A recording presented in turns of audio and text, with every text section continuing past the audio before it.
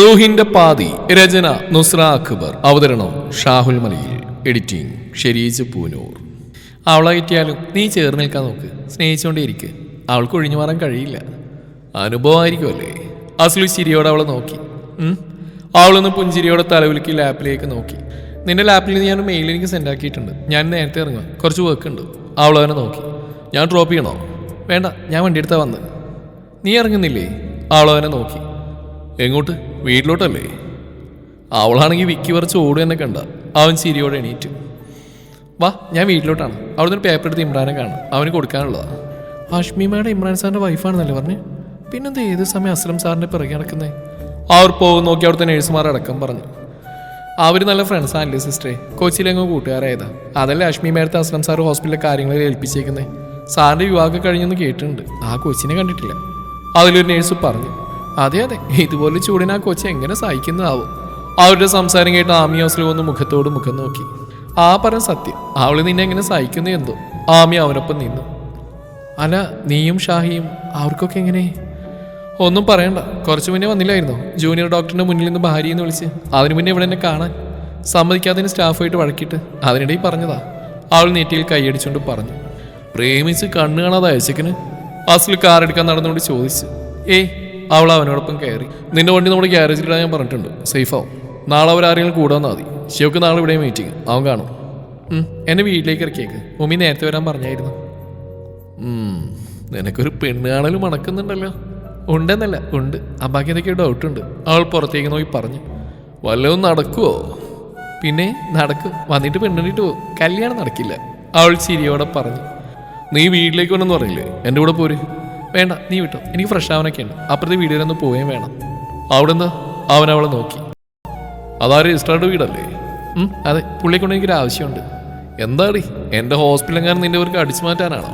അവൻ ഡ്രൈവിംഗിൽ ശ്രദ്ധിച്ച് പുഞ്ചിരിയോടെ ചോദിച്ചു. ഒന്ന് പോടാ, എനിക്ക് വേണ്ട. അതിനപ്പുറം എൻ്റെ അബ്ബ സമ്പാദിച്ച് വെച്ചിട്ടുണ്ട്. ഓ ശരി, ഫ്രഷ് ആയിട്ട് വാ, ഞാൻ വെയിറ്റ് ചെയ്യാം. അവളുടെ വീടിനുമ്പിൽ കാറെടുത്തിക്കൊണ്ട് അവൻ പറഞ്ഞു. എങ്കിൽ വാ, ഇറങ്ങുന്നില്ലേ? ഇല്ല, പെട്ടെന്ന് വാ, 1-2 കോൾ ചെയ്യാനുണ്ട്. പെട്ടെന്ന് വന്നേക്കണേ. ആ ഉമ്മി അറിഞ്ഞാൽ വഴക്ക് കേൾക്കും. വീട് വരെ വന്നിട്ട് കയറാതിരുന്നാ. വാ, അബ്ബ അറിഞ്ഞാൽ പിന്നെ പറയണ്ട. പുള്ളിയുടെ റോൾ മോഡൽ വരെ നീയാണല്ലോ. വന്നേക്ക്. ശരി, നീ ചെന്ന് ഫ്രഷാ, അപ്പോഴേക്കും വരാം. അവൾ പോയതും അവൻ കാർ ഒന്നുകൂടെ ഗേറ്റിലേക്ക് ചാരി പാർക്ക് ചെയ്തു. ഫോണെടുത്ത് ചുമ്മാ കളിച്ചുകൊണ്ടിരുന്നു. ഒന്ന് വിളിച്ചു നോക്കിയാലോ? സ്ക്രീനിൽ അവൾ അറിയാതെ എടുത്ത ഫോട്ടോ കണ്ണിലുടക്കിയതും അവൻ്റെ ചിന്തകൾ അവളിലേക്ക് ഊളിയിട്ടു. അവൻ ഫോണെടുത്ത് അവൾക്ക് വിളിച്ചു. അവൻ പോയുടനെ മുകളിലേക്ക് വന്ന് ബെഡ്ഷീറ്റ് എല്ലാം മാറ്റി വിരിച്ച് റൂമൊക്കെ ക്ലീൻ ചെയ്ത് അവൻ്റെ ഡ്രസ്സൊക്കെ അയൺ ചെയ്ത് മടക്കി വെച്ച് അവൾ നിന്നു. പെട്ടെന്നാണ് അവൻ്റെ ഡ്രസ്സുകൾക്കിടെ ഒരു ഡയറി അവൾ കിട്ടിയത്. അവൾ ആകാംക്ഷയോടെ അത് കയ്യിലെടുത്തു. എൻ്റെ പെണ്ണിന്. ആദ്യ പേജ് തുറന്നും ആ വാക്കുകളിൽ അവൾ കണ്ണുകൾ കോർത്തു. ഒരു നിമിഷം അവൾക്ക് വെറുപ്പ് തോന്നിപ്പോയി. മടക്കി തിരികെ വെക്കാൻ വേണ്ടി തുനിഞ്ഞപ്പോൾ അതിൽ നിന്നൊരു ചെറിയ കവർ താഴേക്ക് വീണു. അവൾ അതറിയാതെ കുനിഞ്ഞുകൊണ്ടെടുത്തു. കവറിനുള്ളിൽ എന്തെന്നറിയാൻ അവൾക്ക് വല്ലാത്ത വ്യത തോന്നി. ഭദ്രമായി വെച്ചിട്ടുള്ള ആ കവർ മെല്ലെ തുറന്നു. അതിലൊരു ഫോട്ടോ ആണ്. അവളത് എടുത്തു നോക്കി. ബാഗ് തൂക്കി ബസ്സിലേക്ക് ഓടിക്കയറുന്ന ഒരു പെൺകുട്ടി. അവളുടെ കണ്ണുകൾ നിറഞ്ഞ ആ കാഴ്ചയെ മറച്ചു. അവൾ ആ കവറൊന്നാകെ ബെഡിലേക്ക് ഉടഞ്ഞു. ഫറയുടെ കൂടെ ഡോറയെ പിടിച്ചു നിൽക്കുന്നതും സ്കൂൾ മീറ്റിംഗിൽ താൻ സ്റ്റേജിൽ പാട്ട് പാടുന്നത്, കോളേജ് ഗേറ്റിൽ ഫ്രണ്ട്സിനൊപ്പം നടക്കുന്നത് എല്ലാം അൺഎക്സ്പെക്റ്റഡ് ഫോട്ടോസാണ്. താൻ അറിയാതെ ആരോ എടുത്തു. അവൾ പെട്ടെന്ന് ആ ഡയറി കയ്യിലെടുത്തു. എൻ്റെ പെണ്ണിന്. ആ വരികൾ ഒരിക്കൽ കൂടി അവൾ വായിച്ചു. സ്നേഹത്തോടെ നിറകണ്ണുകളോടെ അതിൽ തലോടി. ആ ഡയറി താളുകൾ ഓരോന്ന് മറിക്കുമ്പോഴും അവൾക്ക് വല്ലാതെ നെഞ്ചു പിടഞ്ഞു. ഡോറയെ വാങ്ങാൻ പോയപ്പോൾ മുതൽ വിവാഹം മുതൽ ഇന്നലെ വരെയുള്ള കാര്യങ്ങൾ അടങ്ങിയിരിക്കുന്ന അവൻ്റെ ഡയറി. അവളുടെ കണ്ണുകൾ അനുസരണയില്ലാതെ തുളുമ്പി. തൻ്റെ വേദനകൾ, അനുഭവിച്ച അവഗണന, സന്തോഷം, ദുഃഖം എല്ലാം തന്നേക്കാൾ കൂടുതൽ അവന് അനുഭവിച്ചിട്ടുണ്ടെന്ന് അവൾക്ക് ആ വരികൾ വ്യക്തമാക്കി കൊടുത്തു. അവളത് മടക്കി നെഞ്ചോട് ചേർത്തു. എന്തിനായി തന്നെ വിഡ്ഢിയാക്കിയത്? ഇത്രയും സ്നേഹം ഉള്ളിൽ ഒതുക്കി പിടിച്ചിട്ട് എന്തേ പറയാഞ്ഞ്? അവളുടെ കണ്ണുകൾ നിറഞ്ഞു തൂവി. അവനെ കാണണമെന്ന് തോന്നിപ്പോയി അവൾക്ക്. ആ നെഞ്ചിൽ പറ്റി ചേർന്ന് കിടക്കണമെന്ന് തോന്നി. തൻ്റെ പരാതികൾ അവനെ കേൾപ്പിക്കണമെന്ന് തോന്നി. ചുമരിൽ ചിരിക്കുന്ന മുഖത്തോടെ ഫ്രെയിം ചെയ്ത് അവൻ്റെ ഫോട്ടോയിലേക്ക് അവളും നോക്കി. സ്നേഹിച്ചിട്ടേ ഉള്ളൂ എന്നും അവൾ ആ ഫോട്ടോയിലേക്ക് തലോടിക്കൊണ്ട് പതിയെ പറഞ്ഞു. പെട്ടെന്നാണ് അവളുടെ ഫോൺ റിങ് ചെയ്ത്. അവൾ ഓടിച്ചെന്ന് അത് എടുത്തു. സ്ക്രീനിൽ കാണുന്ന പേരിൽ അവളുടെ ഉള്ളം വല്ലാതെ തുടിച്ചു. കണ്ണുനീരൊഴുകി ഇറങ്ങി. പരിഭവം തോന്നി. അവൾ വേഗം അതെടുത്ത് ചെവിയോട് ചേർത്തു. എവിടെയായിരുന്നു? എടുക്കാൻ ഇത്രയ്ക്ക് താമസം? അവൻ്റെ ഗൗരവമാർന്ന സ്വരം അവളെ തേടിയെത്തി. ഞാനിവിടെ നിങ്ങളുടെ കോൾ നോക്കിയിരിക്കല്ല, എനിക്കിവിടെ ജോലിയുണ്ട്. അത്ര പെട്ടെന്ന് പിടികൊടുത്തൂടെ എന്നുള്ള ഭാവത്തിൽ അവളും പറഞ്ഞു. എന്ത് പണിയാണാവോ? അവൻ അതേ ഗൗരവത്തിൽ ചോദിച്ചു. എന്താണെങ്കിലും ഇയാൾക്കെന്താ? വിളിച്ച കാര്യം പറയും. അവൾ സന്തോഷവും പുഞ്ചിരി ഒതുക്കി പിടിച്ച് ദേഷ്യത്തിൽ ചോദിച്ചു. റെഡിയായി നിൽക്ക്, ഒരിടം വരെ പോകാനുണ്ട്. ഞാനില്ല, അവൾ തീർത്ത് പറഞ്ഞു. ഉണ്ടോ ഇല്ലയോ എന്നല്ല, റെഡിയായി നിൽക്ക്. വരുമ്പോൾ എല്ലാം കഴിഞ്ഞില്ലെങ്കിൽ നിൽക്കുന്ന കോളത്തിൽ പൊക്കിക്കൊണ്ട് പോകും ഞാൻ. പറഞ്ഞേക്കാം, ഒരു 30 മിനിറ്റ്, ഹാഫ് അവർ, കേട്ടല്ലോ. അവനതും പറഞ്ഞ് കട്ട് ചെയ്ത് പുഞ്ചിരിയോടെ സീറ്റിലേക്ക് ചാഞ്ഞു. എനിക്കെല്ലാം തുറന്നു പറയണം നാച്ചു, നിന്നെ എൻ്റേതാക്കണം. നാളെ സാധനം എന്നേക്കുമായി നമുക്കിടയിൽ നിന്ന് പോകും. അതിനു മുന്നേ നീ എല്ലാം അറിഞ്ഞ് എന്നിലേക്ക് ചേരണം. അവൻ്റെ ചുണ്ടുകൾ ഉരുവിട്ടു. റൂമിൽ വരികിനെ പോലെ നടക്കിയായിരുന്നു നാച്ചു. അസ്ലു ഒരുങ്ങാൻ പറഞ്ഞിട്ടുണ്ട്. എങ്ങോട്ടാണെന്നോ എന്തിനാണെന്നോ ഒന്നും പറഞ്ഞിട്ടില്ല. അവളുടെ ഓർമ്മകൾ അവളുടെ ബർത്ത്ഡേ ദിവസത്തിലേക്ക് ഓടിപ്പോയി. ഒത്തിരി സന്തോഷിച്ചതാണ്. പക്ഷെ അന്ന് വേദന മാത്രമേ കിട്ടിയുള്ളൂ. ഈ യാത്രയും അവളുടെ മനസ്സ് വല്ലാതെ പിടഞ്ഞു. എങ്കിലും കബോർഡിൽ ചെന്ന് ഒരു ലെഗിനും ടോപ്പ് എടുത്തുകൊണ്ട് അവൾ തിരികെ ബെഡിൽ വന്നിരുന്നു. അപ്പോഴും മനസ്സ് സംഘർഷഭരിതമായിരുന്നു. നാച്ചുമായിട്ടുള്ള കോള് കഴിഞ്ഞ് അസ്ലു ആമിയുടെ വീട് ലക്ഷ്യമാക്കി നടന്നു. അകത്തേക്ക് കയറി ലിവിംഗ് റൂമിൽ കയറിയിരുന്നു. കാൽ പെരുമാറ്റം കേട്ടുകൊണ്ട് റുമൈസ വന്നു. ആ എന്താടാ, ഇപ്പൊ ഈ വഴിയൊന്നും കാണാറില്ലല്ലോ. ഭാര്യയൊക്കെ ആയപ്പോ മറന്നു ഇവിടൊക്കെ. അവളെയും കൂട്ടി ഒന്നും ഇവിടം വരെ വന്നില്ലല്ലോ നീ. അവർ പരാതികളുടെ കെട്ടഴിച്ചു. എന്റെ പൊന്നു റൂമി, ഞാൻ അവളെയും കൊണ്ട് എങ്ങോട്ടും പോയിട്ടില്ല ഇതുവരെ. ഞാൻ വരാം, സമയം നീണ്ടല്ലോ. എന്തിനാ ഇങ്ങനെ ബേജാറാവുന്നത്? അവൻ സോഫയിൽ കിടന്നുകൊണ്ട് പറഞ്ഞു. നിന്റെ വാക്ക് കേട്ടാലേ ആ കൊച്ചിനെ ഞാൻ കാണൽ കൂടി ഉണ്ടാവില്ല. പള്ളിയിൽ വെച്ച് നിക്കാ കടത്തിയല്ലാതെ നീ ഞങ്ങൾക്കൊരു പാർട്ടി തന്നോ? ഇല്ലല്ലോ. റൂമിക്ക് ഇപ്പം എന്താ വേണ്ടത്? ഒരു പാർട്ടിയല്ലേ, ഞാൻ തന്നേക്കാം, വാ. അവൻ അവരെ നോക്കി പറഞ്ഞ് സോഫയിൽ നിന്ന് എണീറ്റു. ആ അവളുടെ വാക്കും കേട്ടുന്നാലേ നിനക്ക് പാർട്ടി തീർക്കാനും നേരം കാണും. റിയാൻ കോണിപ്പടികൾ ഇറങ്ങിക്കൊണ്ട് പറഞ്ഞു. ആ എവിടെ ഉണ്ടായിരുന്നോ? കാറൊന്നും പുറത്തില്ല. അവൻ ലിവിങ്ങിലെ കറക്റ്റ് മാറ്റി പോർച്ചിലേക്ക് നോക്കിക്കൊണ്ട് പറഞ്ഞു. അതിവിടെ ഇല്ല, സർവീസ് ചെയ്യാൻ വിട്ടേക്കോ. എന്തൊക്കെയാ നിന്റെ വിശേഷം? അയാൾ അവനടുത്തിരുന്നുകൊണ്ട് പറഞ്ഞു. എന്ത് വിശേഷം, ഇങ്ങനെയൊക്കെ പോകുന്നു. അവൻ തിരികെ സെറ്റിലേക്ക് ഇടുന്നുകൊണ്ട് പറഞ്ഞു. ആമി, അവൾ നിന്നോടെന്തെങ്കിലും പറഞ്ഞിരുന്നോ? എന്ത്? അവൻ പുരികൻ ചുളുക്കി ചോദിച്ചു. ഈടായിട്ട് സ്വഭാവത്തിലേക്ക് ഒരു മാറ്റം, റിയാൻ ആലോചനയോടെ പറഞ്ഞു. അതെങ്കിലിന് തോന്നുന്നതാ, അവൾക്കൊരു മാറ്റമില്ല. അവൻ ശരിയോടെ പറഞ്ഞു. അല്ലടാ, വയസ്സ് 25 ആയല്ലോ, ജോലിയായി, പഠിപ്പും തീർന്നു. ഇനി ഞങ്ങളുടെ കാലം തീരുന്നതിന് മുന്നേ അവളെ ഒരു കയ്യിൽ ഏൽപ്പിക്കണം. അവരുടെ വാക്കുകൾ കേട്ട് അസ്ലൊന്നും ഞെട്ടിയെങ്കിലും വിദഗ്ധമായത് ഒളിപ്പിച്ചുകൊണ്ട് അവൻ അയാളെ നോക്കി. ഇപ്പൊ തന്നെ എന്തിനാങ്കിൾ, സമയമുണ്ടല്ലോ. അവൾ ആരെയും ഡിപ്പെൻഡ് ചെയ്ത് ജീവിക്കുന്നില്ല. അതുപോലെ പോരാ, അവളുടെ വിവാഹം ഉടൻ നടത്തണം. ഇന്നൊരു കൂട്ടർ വരാമെന്ന് പറഞ്ഞിരുന്നു. അവർക്കെന്തോ ഒരു തടസ്സം. നാളെ രാവിലെ വരാമെന്ന് ഏറ്റിട്ടുണ്ട്. അങ്കിൾ, അവൻ എണീറ്റുകൊണ്ട് അയാളെ വിളിച്ചു. വേണം, എനിക്ക് എന്തൊക്കെയോ. അയാൾ അവനെ നോക്കി. അവളോട് പറഞ്ഞു. അവനെ അയാളെ നോക്കി ചോദിച്ചു. ഇല്ല, അത് നിനക്കുള്ള ടാസ്കാ. അവളെ നീ ഇതിനെ സമ്മതിപ്പിക്കണം. അവളെ എന്തൊക്കെ പറഞ്ഞു ഒഴിയാൻ നോക്കിയാലും അവസാനം അവളുടെ സമ്മതവാക്ക് അവിടെ എനിക്ക് കേൾക്കേണ്ടത്. അത് ഞാൻ നിന്നെ ഏൽപ്പിക്കുക. ബട്ട് അങ്കിൾ, അതുപോലെ അവളുടെ പേഴ്സണൽ അല്ലേ, നമ്മൾ നിർബന്ധിച്ചൊക്കെ എനിക്കത് ശരിയാണെന്ന് തോന്നുന്നില്ല. അസ്ലു അവൻ്റെ എതിർപ്പ് പ്രകടിപ്പിച്ചു. എനിക്കറിയാം, പക്ഷേ നീ അത് ചെയ്തേ വെക്കൂ. അവിടെ നല്ലതിന് വേണ്ടിയാ. അയാൾ അതും പറഞ്ഞ് സോഫയിൽ ചാരി കണ്ണുകൾ അടച്ചു. അങ്കിൾ, നിങ്ങൾക്ക് ഇതിനെ മക്കളെ വളർത്തി വലുതാക്കി വിദ്യാഭ്യാസം നൽകി ജോലിയാക്കി അവരെ നിർത്തുന്നത്. എന്നിട്ട് അവർക്ക് ചോയ്സ് നൽകാൻ നിങ്ങൾക്ക് ഇഷ്ടപ്പെട്ട ആളെ കൊണ്ട് ബാക്കി ജീവിതം ജീവിച്ച് തീർക്കും. അതിൽ ശരിക്കും അവരുടെ ചോയ്സിന് വിട്ടുകൊടുക്കണ്ടേ? നിങ്ങളെപ്പോലെ ഇത്രയ്ക്ക് എഡ്യൂക്കേറ്റഡ് ആയിട്ടുള്ള ഒരു വ്യക്തി ഇങ്ങനെ പറയുന്നതോട് എനിക്കൊട്ടും യോജിപ്പില്ല അങ്കിൾ. അറിയായിരുന്നു, എനിക്കറിയായിരുന്നു ഇതേ പറയുമെന്ന്. ആരാ ആള്? അയാൾ അവൻ്റെ അടുത്തേക്ക് ഒന്ന് ആഞ്ഞോട്ട് ചോദിച്ചു. ആളോ? ഏതാള്? എന്താള്? അവൻ വെപ്രാളം മാക്സിമം മറച്ചുകൊണ്ട് ചോദിച്ചു. ഇങ്ങോട്ടും ഉണ്ടാക്കല്ലേ അസ്ലു, നിന്നേക്കാൾ മുന്നേ ചാടിക്കടന്നാ ഞാനിതൊക്കെ. അല്ലേടി റൂമി? അവനുള്ള ചായയുമായി വന്ന റുമൈസയെ പിടിച്ച് അടുത്തേക്ക് എത്തി അയാൾ പറഞ്ഞു. എന്താ ഈ പറയുന്നേ? റുമി അയാളെ നോക്കി. നമ്മുടെ മോളുടെ യുവാകാര്യം. അയാൾ കണ്ണിച്ചിമ്മി അവളെ നോക്കി. അങ്കിൾ, അത്... അസ്ലു അയാളെ നോക്കി. പേടിക്കണ്ട, പറഞ്ഞോ, നമുക്ക് ആലോചിക്കാം. അയാൾ ചായ സിപ്പ് ചെയ്തുകൊണ്ട് പറഞ്ഞു.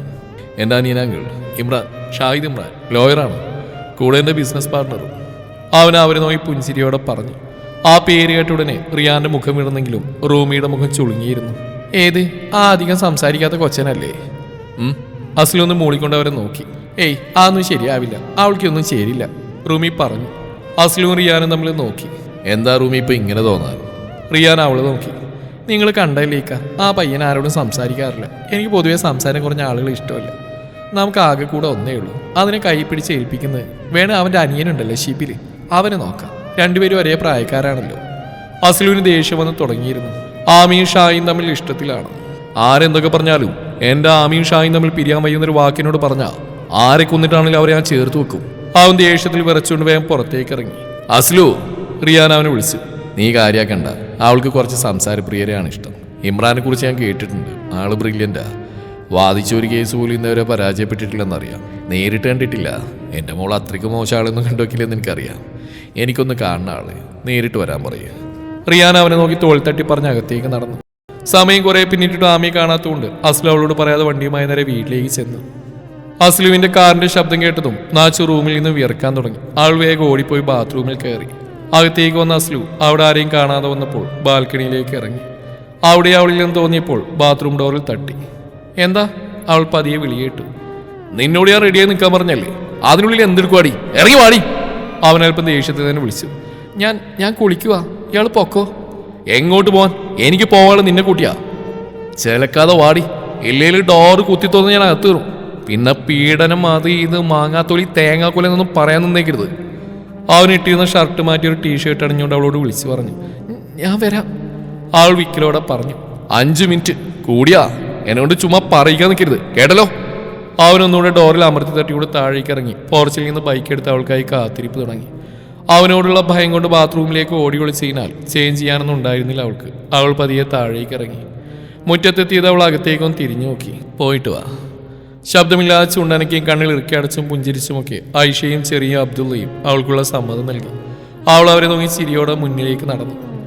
അവൻ്റെ കൂടെ ബൈക്കിൻ്റെ അടുത്ത് എത്തിയതും അവൾ അവനെ പിടിക്കാതെ കയറാൻ ഒരു ശ്രമം നടത്തി വീഴാനാണ്. പിടിച്ചിട്ട് കയറ്, എന്നെ ഒന്ന് ടച്ച് ചെയ്യുന്ന വെച്ച് നിന്റെ കൈയൊഴിയൊന്നുമില്ല. അവൻ ദേഷ്യത്തിൽ അവളെ രൂക്ഷമായി നോക്കിക്കൊണ്ട് പറഞ്ഞു. അവൾ പതിയെ അവൻ്റെ തോളിലേക്ക് കൈകളമർത്തി അവൻ്റെ പിന്നിലിരുന്നു. ചുണ്ടിൽ ഒളിഞ്ഞു കിടക്കുന്ന ഒരു പുഞ്ചിരിയോടെ അവൻ ബൈക്ക് മുന്നോട്ടെടുത്തു. കുറച്ച് ദൂരം പിന്നിട്ടതും അവളൊന്നും മിണ്ടുന്നില്ലെന്ന് കണ്ടപ്പോൾ അവന് വല്ലാത്ത അസ്വസ്ഥത തോന്നി. എങ്ങോട്ടാണെന്ന് വല്ല ഐഡിയ ഉണ്ടോ? അവൻ മിറർ അവളുടെ മുഖത്തേക്ക് അഡ്ജസ്റ്റ് ആയിക്കൊണ്ട് ചോദിച്ചു. കൂടെ വരാനല്ലേ പറഞ്ഞു, എനിക്കെങ്ങനെ അറിയാം? അവൾ ഗൗരവത്തിൽ മുഖം കൂട്ടി. പിന്നെ എന്തിനാണ് ചാടി കയറി പോന്നേ? വന്നില്ലെങ്കിൽ എടുത്തുകൊണ്ടോ എന്ന് പറഞ്ഞില്ലേ? ഇനി വെയിറ്റിന്റെ കണക്ക് പറയണ്ടല്ലോ എന്ന് എഴുതിയിട്ടാ. ഓഹോ, എന്നാ കേട്ടോ. നിനക്ക് ഈ പച്ചപ്പും കാടൊക്കെ ഇഷ്ടമാണോ?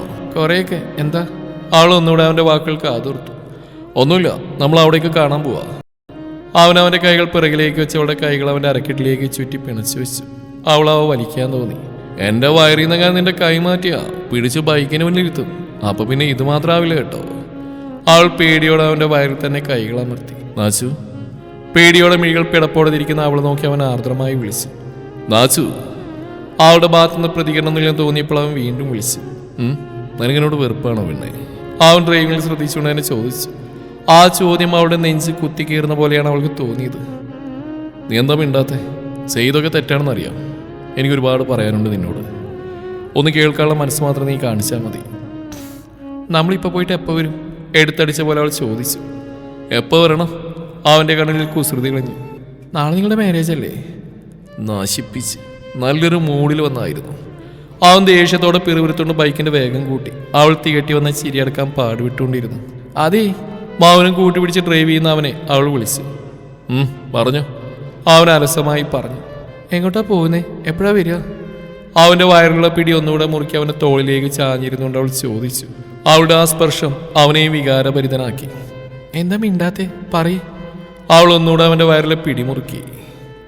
എന്റെ പൊന്നു പെണ്ണെ, നീ പിടിയൊന്നയക്ക്, ഇല്ലെങ്കിൽ എനിക്കിപ്പോ എന്തൊക്കെ തോന്നുന്നു പറയാൻ പറ്റില്ല.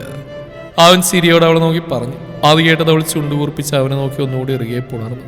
നമ്മളിപ്പോ പോകുന്നത് റോഡിന്റെ ഇരുവശവും നിറയെ മരങ്ങൾ കൊണ്ട് സമ്പൂർണമായ ഒരിടത്തേക്കാണ്. അവക്കിടയിലൂടെ, ആ തണുപ്പിലൂടെ, ആ തണലിലൂടെയുള്ള യാത്ര, അതൊന്നും വേറെ ലെവലാണ് മോളെ. അവൻ വാതോരാ പറഞ്ഞു. അതെവിടെയാ? ഞാൻ കണ്ടിട്ടില്ലാലോ. നീ അതിനെവിടെയാ കണ്ടിട്ടുള്ളേ?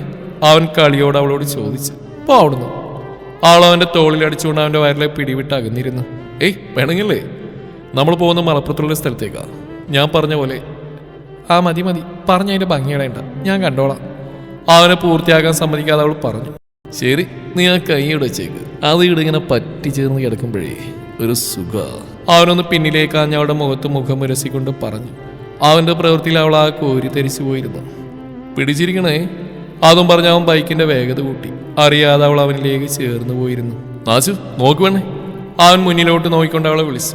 മുന്നിൽ കണ്ട പ്രകൃതി ഭംഗിയിൽ അവളും അലിഞ്ഞു പോയിരുന്നു. ഇളം കാറ്റിൽ അവളുടെ ഉള്ളം ഉലഞ്ഞു പോയിരുന്നു. ആഷിക, എന്തൊരു ഭംഗിയോടെ കാണാൻ, എനിക്ക് ഒത്തിരി ഇഷ്ടമായി. അവന്റെ പിൻകഴുത്തിലേക്ക് മുഖം മുഴുത്തി അവനെ വരിഞ്ഞു മുറുക്കിക്കൊണ്ട് അവനിലേക്ക് ചേർന്നിരുന്നുകൊണ്ട് അവൾ പറഞ്ഞു. അവളുടെ ആ വിളി, ആ സ്പർശം അവരുടെ രോമങ്ങളെ എണീപ്പിച്ചു കഴിഞ്ഞിരുന്നു. അവൻ പുഞ്ചിരിയോടെ അവളുടെ പ്രവൃത്തി ആസ്വദിച്ചുകൊണ്ട് ബുള്ളറ്റ് സൈഡാക്കി ഇറങ്ങി. അവൾ അവനെ പിടിച്ചുകൊണ്ട് ഇറങ്ങി ചുറ്റിനും വീക്ഷിച്ചു. നാച്ചു. അവളുടെ പുറകിൽ നിന്ന് അവളെ പുണർന്നുകൊണ്ട് അവളുടെ തട്ടത്തിലേക്ക് മുഖം വെച്ചുകൊണ്ട് അവൻ വിളിച്ചു. അവൾ പെട്ടെന്ന് പിടഞ്ഞു മാറാൻ ശ്രമിച്ചെങ്കിലും അവൻ്റെ കൈകൾ അവളെ വലയം ചെയ്തിരുന്നു. വേണ്ട, ആരെങ്കിലും. അവൾ ചുറ്റിനും കണ്ണോടിച്ചുകൊണ്ട് പറഞ്ഞു. ആരുമില്ലടി പെണ്ണേ. അവൻ്റെ പതിഞ്ഞ ശബ്ദവും ചൂടുള്ള ശ്വാസം അവളിലേക്ക് അടിച്ചു. അവൾ കോരി തരിച്ചുപോയി. Nashu, I love you so much. ഞാൻ നിന്നെ ഒത്തിരി സ്നേഹിക്കുന്നു പെണ്ണേ, എൻ്റെ ജീവനേക്കാളേറെ. അവനത് പറയുമ്പോഴും അവളുടെ ഉള്ളിലൊരു കൊള്ളിയാൻ മിന്നിക്കൊണ്ടിരുന്നു. ചുണ്ടിൽ അവനായി തെളിഞ്ഞൊരു പുഞ്ചിരി ഉണ്ടായിരുന്നു. ആഷിക പ്ലീസ് വിട്ട്, ഞാൻ... അവൾ എന്തൊക്കെയോ പറയാൻ വേണ്ടി തുനിഞ്ഞു. അവൻ്റെ സ്പർശനത്തിൽ പിടഞ്ഞു വാക്കുകൾ കിട്ടാൻ നിന്നു. എനിക്ക് പറയാനുള്ള നീ കേൾക്കണം പ്ലീസ്, യാചിക്കുവാ ഞാൻ. അവൻ അവളിൽ നിന്ന് പിടിയയച്ച് ബൈക്കിലേക്കിരുന്ന് അവളുടെ കൈ വലിച്ച് അവൻ്റെ മടിയിലേക്ക് ചാരി നിർത്തിക്കൊണ്ട് പറഞ്ഞു. ഈ നാട്ടു റോട്ടിൽ നിന്നിട്ടോ? അവൾ ചുറ്റിനും നോക്കിക്കൊണ്ട് ചോദിച്ചു. നമ്മൾ സൈഡിലല്ലേ, റോഡ് കുറച്ച് അപ്പുറമല്ലേ. പിന്നെ ഞാൻ പറയാൻ പോകുന്ന കാര്യങ്ങൾ കുറച്ച് കോംപ്ലിക്കേറ്റഡ് ആണ്. സോ ഈ അറ്റ്മോസ്ഫിയർ നിന്നെ കൂളാകാൻ സഹായിക്കും. അവൻ പുഞ്ചിരിയോടെയും എന്നാൽ അല്പം സങ്കടത്തോടെയും പറഞ്ഞോളൂ. പക്ഷെ ഒരിക്കൽ കൂടി നിങ്ങളുടെ അവഗണന അതെനിക്ക് താങ്ങാൻ വയ്യ. മുൻപൊരിക്കൽ ഇതുപോലെ സ്നേഹം തന്ന് വലിച്ചെറിഞ്ഞാൽ നിങ്ങൾ എന്നെ ഇനിയും... അവൾ മുഴുമിക്ക് മുന്നേ അവളുടെ വായവൻ കൈകളാൽ പൊതിഞ്ഞിരുന്നു. ഈ അസ്ലുവിൻ്റെ ശരീരത്തിൽ ഒരു ഇറ്റ് ജീവൻ തുടിക്കുന്നുണ്ടെങ്കിൽ നീ ഈ കൈകളിൽ കാണും. എൻ്റെ പ്രണയവും വാത്സല്യവും ദേഷ്യവും എല്ലാം താങ്ങാൻ. അവൻ അവളുടെ ഇടുപ്പിൽ കൈമുറുക്കി അവൻ്റെ അടുത്തേക്ക് വലിച്ചടുപ്പിച്ചുകൊണ്ട് അവളുടെ മുഖം അവൻ്റെ മുഖത്തിനോട് ചേർത്തു. അവളുടെ കണ്ണുകൾ പിടഞ്ഞു, ഹൃദയം പിടച്ചു, കൈകാലുകൾ കോരി തരിച്ചു. ഇങ്ങനെ വിറക്കല്ലേ വേണ്ടേ, എൻ്റെ മുമ്പിൽ കിടന്ന് കടിച്ച് തിന്നാൻ തോന്നുന്നുണ്ട് നിന്റെ ഈ ചുവന്ന് തൊടുത്ത കവിള്. അവനവളുടെ മൂക്കിലേക്ക് മൂക്ക് തട്ടിച്ച് പെരുവിരൽ കവിളിൽ തട്ടിക്കൊണ്ട് പറഞ്ഞു. അവളാകെ ചുവന്ന് പൂത്തുപോയിരുന്നു. ബലം നഷ്ടപ്പെട്ടുകൊണ്ട് അവനോട് ചേർന്ന് നിന്നു. Nashu, let me take this lips. അവളുടെ ചുമന്നെടുത്ത ചുണ്ടിലും തലോടിക്കൊണ്ട് അവൻ പ്രണയത്തോടെ ചോദിച്ചു. അവൾക്ക് തൊണ്ടയിൽ എന്തോ കുരുങ്ങി നിന്ന പോലെ തോന്നി. അവനോട് പ്രതികരിക്കാൻ പോലും ശേഷിയില്ലാതെ അവളുടെ ശരീരം കുഴങ്ങി. അവന് വിധേയായി അവൾ ചുമന്ന കവിളുമായി നിന്നു. നാശു. അവന്റെ ചുടുശ്വാസം അവളുടെ മുഖത്ത് പരന്നു. അവൾ കണ്ണുകൾ പതുക്കെ അടച്ചു. അവനൊരു പുഞ്ചിരിയോടെ കണ്ണുകളിൽ പ്രണയം നിറച്ചുകൊണ്ട് അവളിലേക്ക് ഒന്നുകൂടെ ചേർന്ന് നിന്നു. ഞാൻ എടുക്കുക. അവൻ അവളുടെ ചുണ്ടുകളിലേക്ക് അവന്റെ ചുണ്ടുകൾ അമർത്തിക്കൊണ്ട് നിന്നു. അവളൊന്ന് ഇറങ്ങിക്കൊണ്ട് അവന്റെ ടീഷർട്ടിൽ അള്ളിപ്പിടിച്ച് നിന്നു. അവൻ അവളെ വേദനിപ്പിക്കാതെ അവളുടെ ചുണ്ടുകൾ മെല്ലെ നുടഞ്ഞു. ചുണ്ടുകൾ അനുസരണയില്ലാതെ അവളുടെ ചുണ്ടിൽ നിന്ന് ആവിലേക്ക് സ്പർശിച്ചു. അവൾ ഞെട്ടിക്കൊണ്ട് അവനെ തള്ളി മാറ്റി മുഖം തിരിച്ച് ജാളിതയോടെ മുഖം തുടച്ചു. നാശു. ജാളിതയിൽ മുഖം തിരിച്ചെന്ന് അവളുടെ കഴുത്തിലേക്ക് അവന്റെ ചുടുശ്വാസം അടിച്ചു. വേണ്ട, എനിക്കിതൊക്കെ പ്ലീസ്. അവൻ അവളിലേക്ക് ഒന്നുകൂടെ ചേർന്ന് വന്നപ്പോൾ അവളുടെ നാവിൽ നിന്ന് അത് വീണ് കഴിഞ്ഞിരുന്നു. അവനാകെ വല്ലായ്മ തോന്നി. അവൻ മുടിയൊന്നും ആടിയൊതുക്കി അവളിൽ നിന്നും കണ്ണുകൾ മാറ്റി തിരികെ ബൈക്കിൽ വന്നിരുന്നു. സോറി, ഞാൻ അങ്ങനെയൊന്നും വിചാരിച്ചല്ല. അവനും വാക്കുകൾക്കായി പരതി. അവൾ അവനെ നോക്കാൻ കഴിയാതെ മുഖം തിരിച്ചു നിന്നു. ചുണ്ടിൽ ഇപ്പോഴും അവൻ്റെ അധരങ്ങളുടെ ചൂട് നിറഞ്ഞു നിൽക്കുന്നതായി അവൾക്ക് തോന്നി. പിന്നെ എന്തോ പറയാനുണ്ടെന്ന് പറഞ്ഞിട്ട് അവൾ പതിയെ പറഞ്ഞുകൊണ്ട് അവനെ നോക്കി. സനയെ കുറിച്ച്. അവൻ കണ്ണുകൾ വിടുത്തി അവളെ നോക്കി. സനയെയോ? അവളുടെ മുഖം ദേഷ്യത്തിൽ ചുളിയുന്ന അവൻ ശ്രദ്ധിച്ചു. അവൻ്റെ മുഖത്തൊരു പുഞ്ചിരി തെളിഞ്ഞു. നാച്ചു, നിനക്ക് ഈ പോസസീവ്നെസ് ഒക്കെ ഉണ്ടോ? എനിക്കെന്തിനാ അതൊക്കെ? എനിക്കൊന്നുമില്ല. പിന്നെ നിന്നെ ഇപ്പോൾ സനയുടെ കാര്യം പറഞ്ഞപ്പോൾ ഈ കുഞ്ഞു മുഖം ഇങ്ങനെ വീർപ്പിച്ചു വെച്ച് അവൻ അവളുടെ കവിളുകളിൽ കുത്തിക്കൊണ്ട് ചോദിച്ചു. എനിക്ക് അവളെക്കുറിച്ച് കേൾക്കുന്നതിൻ്റെ ദേഷ്യം. അത് ഇയാളെന്നല്ല, ആര് പറഞ്ഞാലും ഈ മുഖം വീർക്കും. അവൾ അവൻ്റെ കൈ തട്ടി മാറ്റിക്കൊണ്ട് പറഞ്ഞു. എങ്കിൽ ശരി, നാളത്തോടെ എല്ലാം തീരാൻ പോവാ. എന്നെ നാസുവിനെ ഇനി മുഖം വീർപ്പിക്കേണ്ടി വരില്ല. അവളുടെ എതിർപ്പുകൾ അവഗണിച്ച് അവളുടെ കഴുത്തിലൂടെ കൈകൾ ചേർത്തുകൊണ്ട് അവൻ പറഞ്ഞു. ശരിയാ, നാളെ കൂടെ കഴിഞ്ഞ് ഞാൻ ഇയാളുടെ ജീവിതത്തിൽ നിന്നും പോവുമല്ലോ. അപ്പം പിന്നെ അവളെക്കുറിച്ച് ഓർക്കേണ്ട കാര്യമില്ലല്ലോ. അവനെ ഒന്ന് ഇടം കണ്ടിട്ട് നോക്കിക്കൊണ്ട് അവൾ പറഞ്ഞു. നാളെ അവൾ സൈൻ ചെയ്യാൻ പോകുന്നത് ഞങ്ങൾ തമ്മിലുള്ള വിവാഹ രജിസ്ട്രേഷൻ അല്ല. അസ്ലു ഗൗരവം തെളിഞ്ഞിരിക്കുന്ന മുഖത്തോടെ പറഞ്ഞു. പിന്നെ? അവളുടെ കണ്ണുകൾ തള്ളി. അവളും അവളുടെ ഉമ്മിയായിട്ട് ഇത്രയും കാലം പപ്പയുടെ കയ്യിൽ നിന്ന് വെട്ടിപ്പിടിച്ച സ്വത്തുക്കളുടെ രജിസ്ട്രേഷനാണ്. തിരികെല്ലാം വീണ്ടും അത് മഠത്തിലേക്ക് തന്നെ ചേരാൻ പോവാ. അവൻ ക്രൂരമായൊരു പുൻസിരിയോടെ പറഞ്ഞു. അപ്പൊ പിന്നെ അവരെങ്ങനെ ജീവിക്കും? തട്ടിപ്പറിച്ചെടുത്ത് മാത്രമേ ഞാൻ തിരിച്ചു പിടിക്കുന്നുള്ളൂ. അല്ലാതെ ഉപ്പാപ്പയായിട്ട് നൽകിയൊന്നും അവരിൽ നിന്ന് ആരും കൈവശപ്പെടുത്തുന്നില്ല. അവൻ ബൈക്കിൽ ചാരിയിരുന്നുകൊണ്ട് പറഞ്ഞു. ശരിയാണ്, പക്ഷെ അവൾ ഞങ്ങൾ സ്നേഹിച്ചിട്ടില്ലേ? അവളോട് ചെയ്യുന്ന ചതിയാവില്ലേ ഇത്? അപ്പൊ നീ എന്നെ സ്നേഹിച്ചിട്ടില്ലേ? ഇപ്പോഴും സ്നേഹിക്കുന്നില്ലേ? അവന്റെ ചോദ്യത്തിൽ അവളൊന്ന് ഞെട്ടിക്കൊണ്ട് അവനെ നോക്കി. പറഞ്ഞാശു, നീ എന്നെ സ്നേഹിക്കുന്നില്ലേ? അവന്റെ മുഖത്തൊരു വേദന നിറഞ്ഞു വരുന്ന അവൾ ശ്രദ്ധിച്ചു. ഞാനിപ്പോ... അവൾ അവനെ നോക്കാൻ കഴിയാത്ത തലവും വിട്ടു. നിന്നെ പറഞ്ഞിട്ടും കാര്യമില്ല. ഇഷ്ടപ്പെട്ടതൊക്കെ എങ്ങനെയും സ്വന്തമാക്കിയിട്ടേ ഉള്ളൂ. പക്ഷെ അതിനുവേണ്ടി ഞാൻ ആരെയും വേദനിപ്പിച്ചിട്ടൊന്നുമില്ല. നിന്നെയും അങ്ങനെ സ്വന്തമാക്കിയതാ. പക്ഷെ ഒത്തിരി ഹൃദയങ്ങൾക്ക് മുറിവേറ്റെന്ന് മാത്രം. നഷ്ടപ്പെടുത്താൻ വയ്യ, അത്രയ്ക്ക് ഇഷ്ടമാണ്. നിന്നെ ഞാൻ അവഗണിച്ചതിനും ഉപദ്രവിച്ചതിനൊക്കെ ഓരോ കാരണങ്ങളുണ്ടായിരുന്നു. സനയെ എന്നിലേക്ക് അടുപ്പിക്കുന്ന കാരണം. പക്ഷെ നീ വേദനിച്ചതിൻ്റെ 10 മടങ്ങ് ഞാൻ വേദനിച്ചിട്ടുണ്ട്. മറ്റൊരാളാൽ നീ മുറിവേൽക്കുന്ന എനിക്ക് കാണാൻ വയ്യ. കണ്ണിൽ കുമിഞ്ഞുകൂടുന്ന തുള്ളികൾ അവൾ കാണാതിരിക്കാൻ അവൻ ദൂരേക്ക് മിഴികൾ വെട്ടിച്ചു. അസ്ലു, എനിക്കും. അവൾ എന്തോ പറയാൻ വേണ്ടിയെന്നും അവൻ്റെ ഫോൺ റിങ് ചെയ്തു. ശിവ, എന്തോ ഈ സമയം? അവൻ സംശയത്തോടെ ഫോൺ എടുത്ത് ചെവിയോടി ചേർത്തു. വാട്ട്? അവൻ്റെ ശബ്ദം ഭൂമിയെ കുലുക്കാൻ പാകത്തിനുള്ളവയായിരുന്നു. വെയിറ്റ്, ഞാനിപ്പോ വരാം. അതും പറഞ്ഞ അസ്ലു ഫോൺ കട്ട് ചെയ്ത് ബൈക്കിൽ കയറി സ്റ്റാർട്ട് ചെയ്ത് അവളെ നോക്കി. വന്ന് കയറ്, എനിക്ക് ഹോസ്പിറ്റലിൽ നിന്ന് പോകണം. അവൻ വെപ്രാളത്തോടെ പറഞ്ഞു. അവൾ വേഗം അവനൊപ്പം കയറി. നാച്ചു, പിടിച്ചിരുന്നോണം, എന്നിൽ നിന്ന് പിടിയേക്കാൻ പാടില്ല, കേട്ടല്ലോ. ഹെൽമെറ്റ് വെക്കുന്നിടയിൽ അവൻ പറഞ്ഞ് അവൾ തലവുലുക്കിക്കൊണ്ട് അവൻ്റെ വയറിന് മീതെ ഇറുക്കി പിടിച്ചു. അവൻ അവൻ്റെ മാക്സിമം വേഗത്തിൽ തന്നെ ബൈക്ക് എടുത്തു. നാച്ചു കണ്ണിൽ ഇറുകിയടച്ച് പേടിയോടെ അവനിലേക്ക് ചേർന്നിരുന്നു. ചെവിയിൽ വന്നടിക്കുന്ന കാറ്റിൻ്റെ മൂളലും ബുള്ളറ്റിൻ്റെ കാതടിപ്പിക്കുന്ന ശബ്ദവും വേഗതയുമെല്ലാം ആളെ വല്ലാതെ ഭയപ്പെടുത്തിയിരുന്നു. വണ്ടി എവിടെയോ നിർത്തുന്നറിഞ്ഞ് അവൾ കണ്ണുകൾ പതിയെ തുറന്ന് ചുറ്റും നോക്കി. മഠത്തിൽ സ്പെഷ്യാലിറ്റി ഹോസ്പിറ്റലാണ്. അവൾ പതിയെ അവനിൽ നിന്ന് അകന്നിരുന്നു. നാച്ചു, ഇറങ്ങ്, എത്ര സമയമായി പറയുന്നു. അവൻ്റെ ഗൗരവം നിറഞ്ഞ ശബ്ദം കേട്ടത് അവൾ പേടിയോടെ വേഗം ഇറങ്ങി. നിലത്തേക്ക് കാല് വെച്ചതും തല ഇറങ്ങിക്കൊണ്ട് വീഴാനഞ്ഞതും അവൻ്റെ കൈ അവളുടെ ഇടുപ്പിൽ പതിഞ്ഞിരുന്നു. ശ്രദ്ധിച്ച്. അവൻ്റെ ശാസനയോടെയുള്ള നോട്ടം അവളിലേക്ക് എത്തി. ഒരു കൈയാൽ അവളെ താങ്ങി ബൈക്ക് സൈഡാക്കി അവൻ ഇറങ്ങി. എന്തുപറ്റി? തല ഇറങ്ങുന്ന പോലെ അവൾ നെറ്റിയിൽ കൈവച്ചുകൊണ്ട് പറഞ്ഞു. സാറില്ല, എൻ്റെ ക്യാബിലേക്ക് വെക്കോ, സ്റ്റാഫിനെ ഏൽപ്പിച്ചിരാം, റെസ്റ്റ് എടുക്കുക, ഞാനിപ്പോൾ വരാം. 100-110 പിടിച്ചുകൊണ്ടുള്ള കറക്കാണ്, ഒന്ന് റെസ്റ്റ് എടുത്താൽ ശരിയാവും. അവനവളുടെ കൈ വലിച്ചുകൊണ്ട് ധൃതിയിൽ അകത്തേക്ക് നടക്കുന്നതിനിടയിൽ പറഞ്ഞു. ഇത്രയ്ക്ക് സ്പീഡിൽ വരേണ്ട എന്താ അത്യാവശ്യം? അവൾ ഭയത്തോടെ ചോദിച്ചു. മീന, കാഷ്വാലിറ്റിയിലുള്ള ഒരു സ്റ്റാഫിനെ വിളിച്ചുകൊണ്ട് അവൻ അവളെ നോക്കി. സർ. അവർ ബഹുമാനപൂർവ്വം അവനെയും നോക്കി.